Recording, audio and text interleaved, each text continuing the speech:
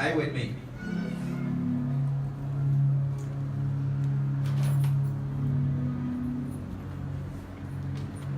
Lord, speak to our hearts. Might be inspired by your spirit.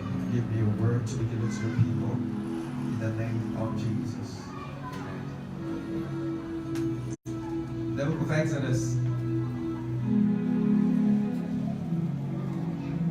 chapter 1, verse 8 said that there was a new king who rose up who did not know Joseph. You keep on reading, it got to a point that all the Israelites who were in Egypt became slaves. And there were taskmasters who were sent to oppress them and to cause them to do things that they really didn't want to do and they couldn't even do. We keep on reading, the Israelites continue crying and crying unto the Lord. The Lord, save us because we have been oppressed too much. We are going through so much. We are going through so much. Lord, save us. And the Lord sent forth to the man known as Moses to bring them out of Egypt, out of slavery. Amen. And they got out of Egypt. But because of time, we may read a little portion. And I just want to give you the story. I hope most of us know the story. Amen. Amen. So, what happened was that the Israelites left Egypt, but the Egyptians placed something in them that they did not deal with.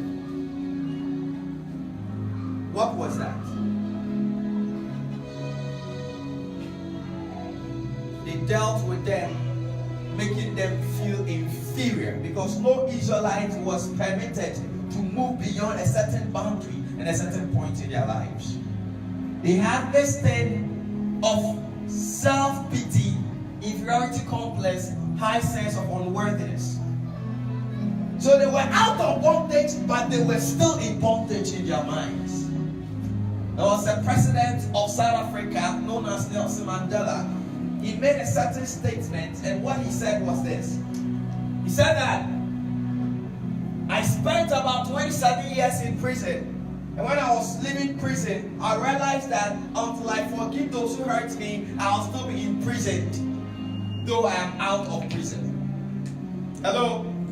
Are you with me? In other words, there are many people who are working as free beings, but they are imprisoned in their minds. The Israelites left Egypt, but the mindset of inferiority complex and high sense of unworthiness, it still had impact and it was still within their minds. Remember that when you come to Jesus and believe in Jesus as your Lord and Savior, what happens is that you receive a new life, but your mind must be renewed. In other words, to understand where you have been placed, the level you are, and the new personality you are. In other words, after a believer comes to receive Jesus, if the mind is not renewed, it affects that person. Though he is delivered, but he'll be walking as somebody under bondage. Are you with me? Amen. So the word of God says in Corinthians, Colossians chapter 1, verse 13 down to 40, it says, He who has delivered us from darkness. In other words, it's a past and know that we have been delivered already and translated to the kingdom. Delivered us from the power of darkness, from the kingdom of darkness, and translated us to the kingdom of light. Yes, so the truth is that you have been delivered already, but the mind must be renewed so that you walk with that consciousness of your redemption. But the problem with most of us believers is that we are not renewed in our minds, and Satan has taken hold of that. The Bible says we are not ignorant of his devices, lest he takes advantage. So at the level of your ignorance, you allow Satan to rule and reign in that area of your life where you are ignorant of. So you may be a child of God, but Satan will be leading and messing up with your life, though you have already been delivered from that thing. So the Israelites were out of bondage by the mighty hand of God, but they were still under bondage in their minds. And so we read Exodus, moving on, you realize that they were always complaining. Why? In Matthew, scripture says that there was a man who was owing billions of dollars, if it's in our time, that if we saw him, his wife and children and all that he had, he couldn't pay that amount. So one day he was there, and the man he was owing called him. The king said, come. He went there, and the king said, I have forgiven you of all your debts. After the king realized that he couldn't pay, he thanked the king. He went back and saw another person owing him. The one who had been forgiven went and saw someone owing him. The Bible says he held him by the neck and said, "Give me the money, otherwise I'll put you in prison." And he placed that person in prison. And the king, who heard it, who had already forgiven him, said, "Bring that servant to me, and I'll mess him up." Why? It's got to do with the mind. The king said he had forgiven him of all his debts. His debts were cancelled. By the back of his mind, he said that this debt cannot be cancelled. It's too much to be cancelled. So I must find every ways and means to still pay it. So he still tried to get his money with other people in order to bring them together and make payments. This is the reason why most of us, we are behaving the way we behave, because we don't feel forgiven.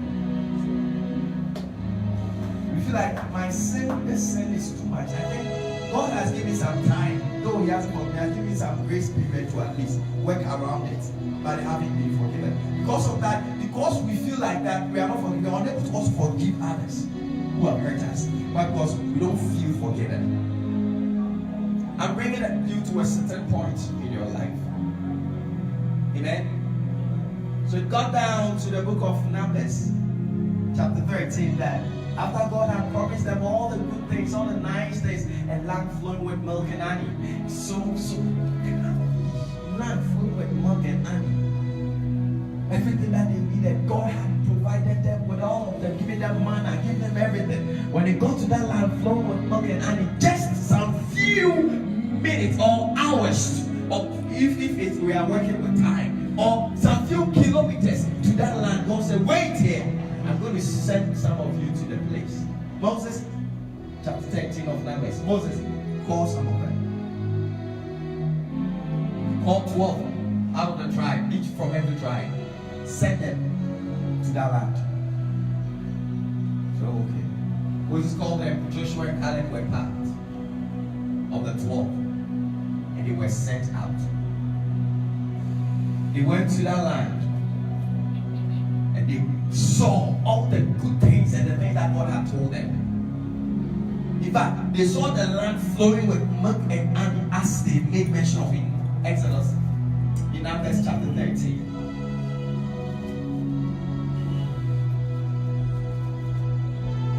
Numbers chapter 13, let me read the verse.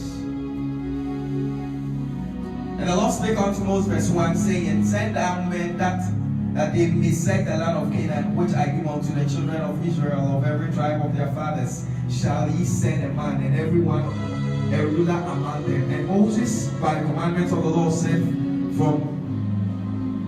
them from the wilderness of Paran. All those men were heads of the children of Israel. So in other words, they were heads, they were leaders of the children of Israel, from every tribe. And when we keep on reading, he made mention of them. Their names are here. That's not my point. Where I want us to read. But my point is somewhere in the verse of verse 26. And they went and came to Moses and to Aaron and to all the congregation of Israel. After they searched the land, there are reports that you came with. Are you with me? Hello? Hi. If you are with me, slap your hands. So you quickly slap their hands and not with me. The wilderness of Paran to Kadesh, and brought back word unto them and unto all the congregation, and showed them the fruit of the land. The land was so much fertile that they came with fruit, and that fruit they couldn't even behold. They could not even hold it. It was so much. Pomegranates, grapes, cucumber, whatever that you may think of, they were there. So they made a testimony of that. They said, and they told them and said, "We came unto the land whither thou sentest us, and surely it flows with milk and honey." Hallelujah. And this is the fruit of it. And they showed it. They had evidence to prove that the land was a very fertile land. Nevertheless, the people be strong, and they dwell in the land. And the cities are walled and very great. And moreover, we saw the sons of Anak, and the Amalekites dwelt in the land of the south, and the Hittites and Jebusites and the Amorites dwelt in the mountains, and the Canaanites dwelt by the sea and the coast of Jordan. And Caleb stilled the people before Moses and said, "Let us go up at once and possess the land." for we are well able to overcome. Caleb stood up and said, let us overcome. Let us go and possess the land. But look at the report of the others. But the men that went up with him said, we be not able to go up against the people, for they are stronger than we. And they brought up an evil report of the land.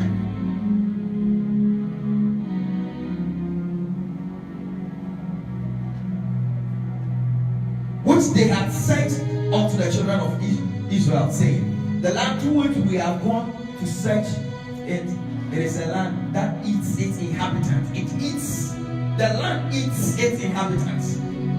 Let's continue. And all the people that we saw in it are all people and men of great stature. And there we saw the giants and the sons of Anak, which came of the giants and were in their own sight as grasshoppers. So we were in their sight. One, we were in their sight as grasshoppers. So we in their sight. The grasshoppers. These Israelites have already seen the mighty hand of God delivering them from Egypt. They saw all the plagues, the 10 plagues that came there.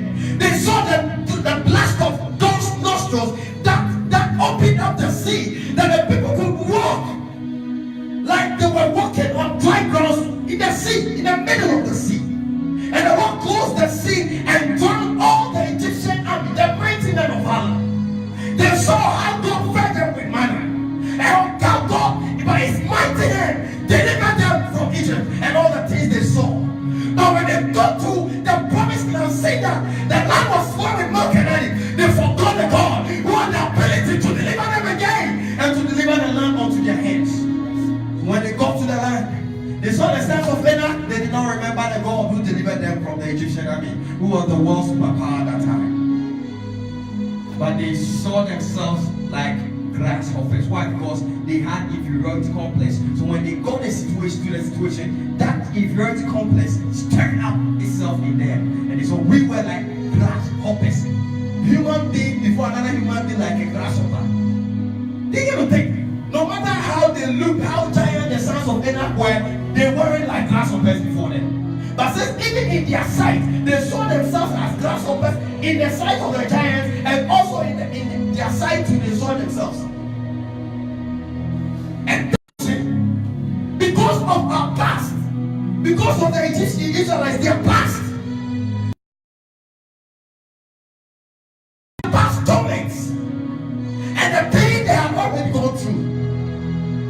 And how the Egyptians saw them as non-entities, and they would kill them anytime they wanted, and they were asked to do things that human beings cannot even do, but they were asked to do. Because of that thing, it had been stored up within them. So when they faced the situation, they saw themselves as such. The grasshopper mentality. You know, you are a spirit, you are a soul, you live in a body. And within your soul is where we have your mind, and under your mind we have your conscious mind, your unconscious mind, and your subconscious mind.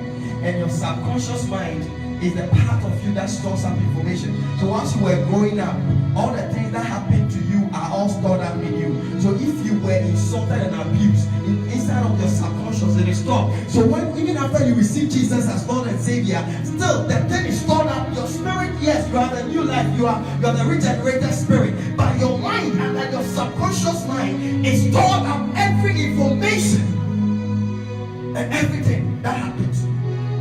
These things affected me so much. Some time ago that I saw myself as nothing good. Nothing good. I'm not that worthy. I'm not good enough. Because one of my mates, I always share this story. I remember I wasn't given money for one program at the school organized to this place known as Lake Osumtri when we were kids. I was in primary and I didn't have money, but people went to take away 7, 8. I went with a flat tummy. And when there, I tried to enjoy my started swimming and swimming and swimming, but after swimming you need food. I was hungry. I was just there thinking, and one of my mates was there. This guy had enough. His parents were rich, gave him all the things he would need. We sat in our school bus, still hungry. This guy had eaten, shared with his friends, and was left about 3 more bowls. 3 more takeaway bowls with food, jollof rice with the chicken, the thigh and the neck. Can you imagine? And I was just looking at it, and my mind was Rajesh. Brother, I need this. Oh my goodness. Look, so he's thinking about home. Oh no, let me talk to him. I called and said, Bobby, I'm hungry. Can I get one of your bowls? And he smiled. I said, Yes, smile. Open the windows of the school bus. He was inside the windows. Took one of the bowls, opened it up, and threw all the food down the floor, and threw the bowl and looked at me. Then, no, my mind started thinking. It started moving to my mind. The ground is more important. There is nothing good. I think the guy has really shown me who I am. Because actually, I wasn't giving money. And I came and he really, I was a kid. You get it? So I said, he really demonstrated.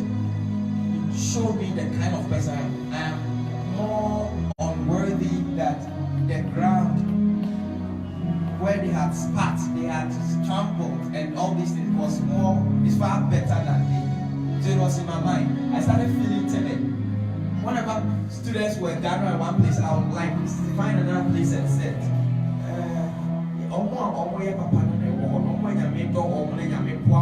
Those who God loves and those who God always helps are those people. For me, I'm not good enough. I'm not good enough. I'm not good enough. And it was in my mind. And it was affecting me. It affected me academically. It affected me socially. It affected me. And you see, I was that outgoing type. When I was a kid, I was always trying to do something. I want to do something. Anything. Whatever I would see, I want to do something. I want to experiment. I was always there. But after a period of time, I started going back and stopped doing what I love to do best. Because what happened affected my mind. When I was in primary, I think when I was in the JHS, that was in 98. The JHS, one of my teachers taught me something very, very important. And he was my technical skills teacher. He came to class and said, today we are going to learn the cross section of a tree. And he took a tree and that had been cut into two, okay, like a timber log. So this is a cross section of this tree. Now look at this. Every ring represents a year. So let's count. How old is this tree? Everyone said 1, 2, 3, 4, 5, 6. So how many rings? 6. Every ring represents a year. So how old is the tree? 6 years says. This year says a year. That is correct. So it dropped in my mind. 6 years. The tree of 6 years. So you go and see the tree. Every naturalist or somebody who deals with serpents will come look at the cross section of the tree and also know the autobiography of the tree. In other words, you look at every ring represents a year, that the ring will represent what happened to the tree in that year. Why? Because if the ring is dilated, it means that that year there was so much water and it was a good season. But in the second year, you realize that the ring, it was shrinkled. It wasn't that nice. By that time, you realize, oh, there was drought. Another, you see that the ring, it wasn't that nice. And say, oh, there was some like bushfires that almost killed the tree. And you see, all the rings represent what happened in that year. And when you place the tree, then before the tree was cut, you see the tree as nice, standing so nice, blossom, but you wouldn't know what the tree had gone through from the childhood stage. And that was what I personally sat down and critically assessed and realized. Some of us, we look so nice going down here. Hello, how are you? Yeah, I'm fine. And moving nice. But inside of our hearts are the pains that we go through. So we smile outwardly, but inside of us, within us, are the pains of childbirth. And that thing has affected our life. It has affected our academics. It has affected our relationship with people.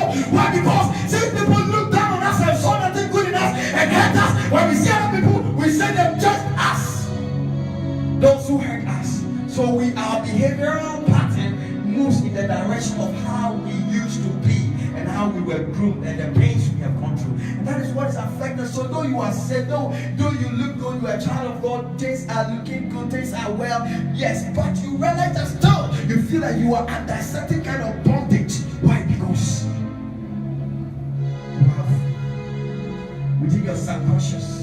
information stored up. Information is that you are not good enough. You are too bad. You are too evil.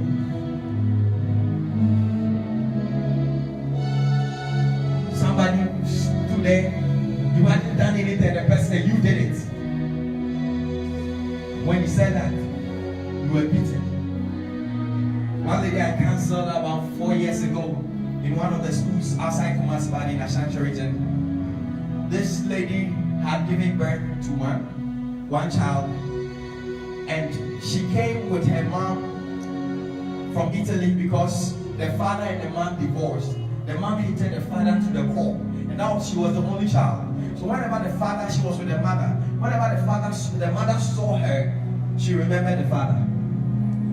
The mother wanted to oppress and punish the father, but she didn't have the opportunity because she's in Ghana and the man was in Italy. And so every hatred was geared towards the lady. Her own daughter, blood daughter. So the lady told me that the mother would beat her so much and cause her to go so hungry, though there is money. There are times that the woman will lock the whole house and tell the girl to leave the house, go anywhere you want to. And she'll be walking hungry. She couldn't even understand. One day, she was sitting at the back of the main gate, crying, hungry. One guy in their area called her. She was so hungry, the guy called her. She went and the guy gave her food. Crying. By the time she realized, the guy was on her, having sex. Not that she accepted, but it was a rape. The guy dragged her. So the guy raped her. Said she hadn't had sex before. So as a virgin, and going through this, that was when she was in JHS 3. After the rape, so much blood, pains.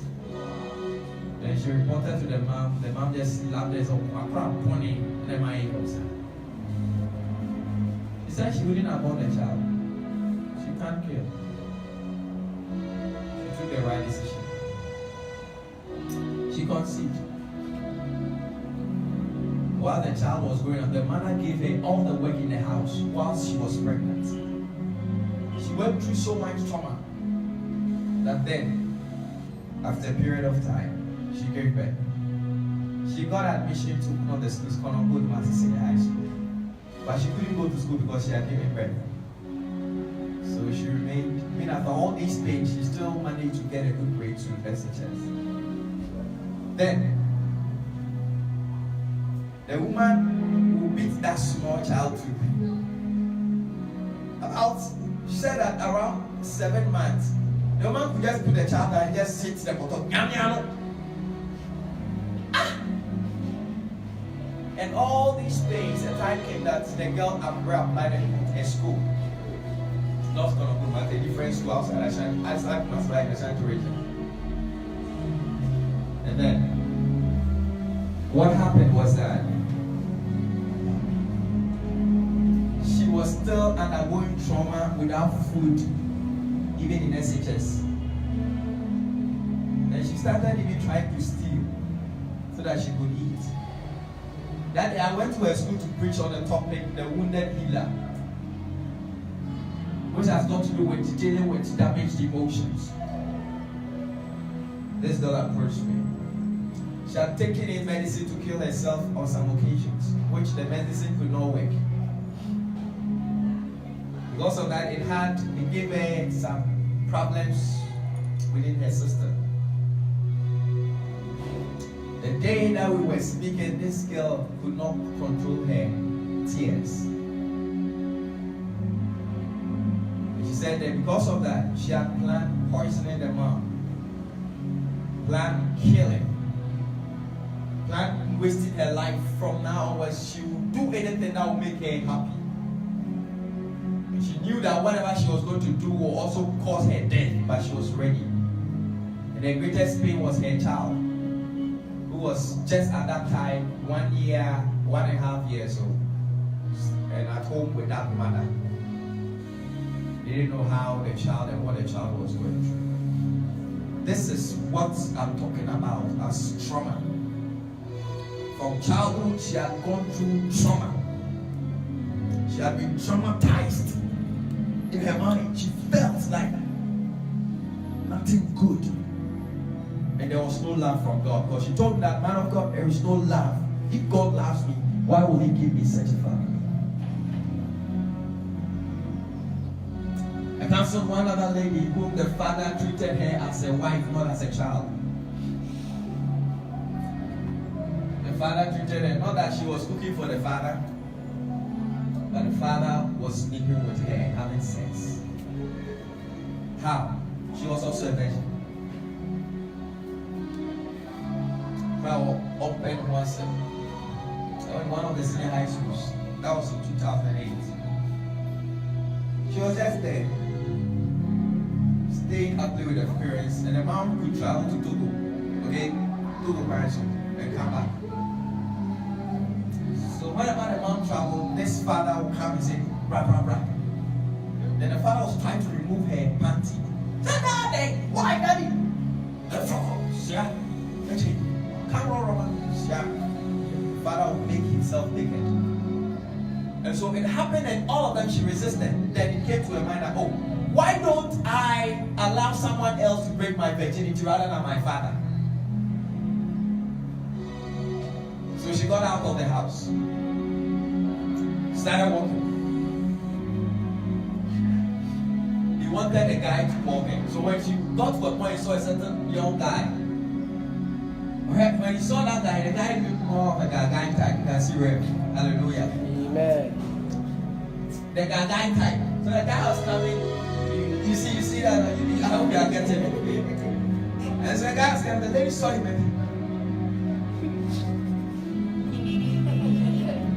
And so once she passed by, the guy said, "Oh my mama, lady, come.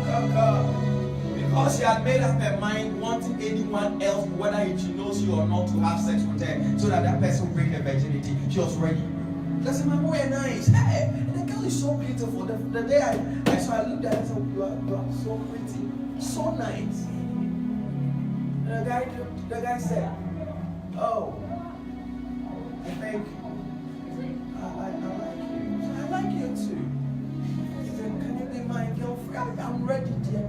Whoa, man. Can we spend some time together? I said, "Why not?" Then, that same day, the guys had sex with her. Why? Because that week, that day, the mom was traveling and she knew that the dad would come back. And the mom would spend a week or two. So that now, within every week, that time the mom leaves, she will have to go through fight with that for sex. Not stepfather, biological father. So, it happened that this lady, the guy saw her and just had sex with her. She cried. She said that when the guy was having sex, she was crying. She didn't like it, but she had to. Otherwise, the trauma that her daddy broke her virginity will kill them all. So when she got home in pain, after a few days, after mommy had left, daddy came. The same old story. This time she gave in because she was tired with fighting. Her biological father had sex with her. And it continued and continued and continued. And from there, she could go out and have sex with any other guy she wanted. She gave up. She lost value of herself. She said that there wasn't any value in her. So she was like any prostitute. She said that she would use sex to get money from guys. So she meets you, yeah, what's up now?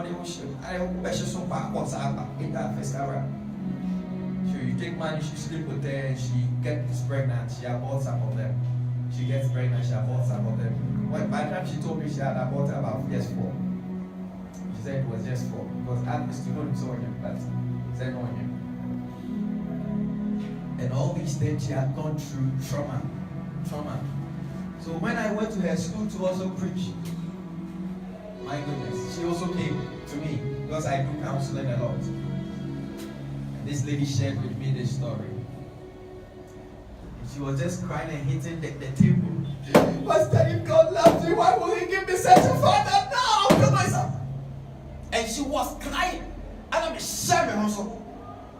Because if I had not controlled myself, I would have continued crying. I would have also cried with her. Because the story was so painful. But I shared with her, I think my time is up. Give me some just 10 minutes, okay? Alright. Today I'm going against one of my principles, integrity of time. Let me go against it. Let me just round it up. Amen. Today you took my time, some of my time, that's why. And so I shared with her a very nice story. At least with her issue, she could have discussed with an elderly person and there would have been a solution. God would have opened a door for solution rather than going for another guy to sleep with her than her father. Alright? Some of them, first thing that you must do is to take responsibility. Sometimes the blame game is too much. You begin to blame everyone, find someone to blame. So in such a state, the first thing that you must do is to take responsibility. And so you should have taken a certain move or sought for counsel from a respected person. Amen. But I shared with her a story about Jesus Christ and how He was the beloved of the Father, but the Father allowed Him to go through the pain and the rejection. I hope you are aware. And I shared also with her a story about a very nice teacup. I am a little teacup standing on the table. A nice teacup. The story goes like this. Some two couples who were more into buying those nice ceramics materials. Okay? So these couples went out to buy. There was a store that they used to buy. So they go and buy this. It's like, let me put this on this table. And they were like always doing that. One day they went and saw a very unique teacup that was so nice. I said, wow, how much is this? And the owner said, if the others they had been buying was, let's say 50 cedis, the owner said that alone was 500 Ghana cedis. If it should be in our time. It was in the story I read that happened in the US. And so the owner said that's 500. He said, it's too costly. He said, look at how it has been formed. That is what makes it that costly. It's different from the others. Then, in that story, it entered into the life of that teacup. What did that gone through? The teacup was made like the other teacups, clay, right? And the one who made it lifted it and took it to the oven and said, hey, I'm burning, I'm going through so much pain. I'm talking about the teacup talking in this animation. Amen. The teacup was shouting, no, today the oven is too much for me. And the man kept on looking at him. The teacup went through so much after a period of time, moving out of the oven. This is a great relief. I'm feeling too hot. You know, when it goes through that, Junior, I don't know why I tell it. When it goes through that oven, it really hardens it and makes it more refined. I get it. And the rest were taken out. But that alone was. He said that they added some little stuff to it and placed it back to why me? Everyone is out of the oven except me. He said, I'm taking you through a certain process that will make you more valuable than the others. And after going through it for several occasions, the man got painted it, decorated it so nice, and placed it there. With the others, because it had gone through small time in the oven and more attachment and stuff added, it had a greater value than the others.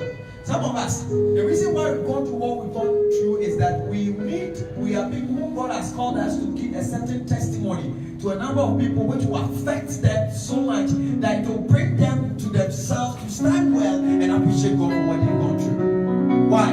Because Jesus Christ, in the book of Philippians chapter 2, it says that who being the form of God did not consider it robbery to be with God and those stuff.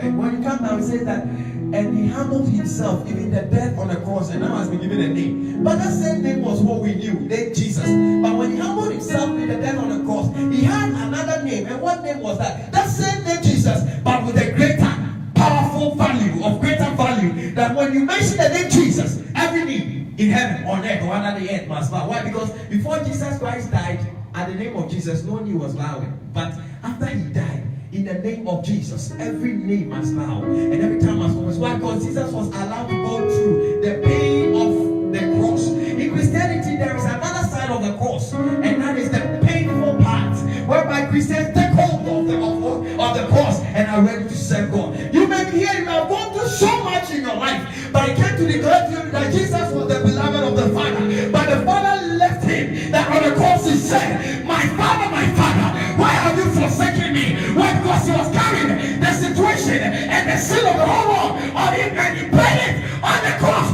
to bring redemption unto humanity.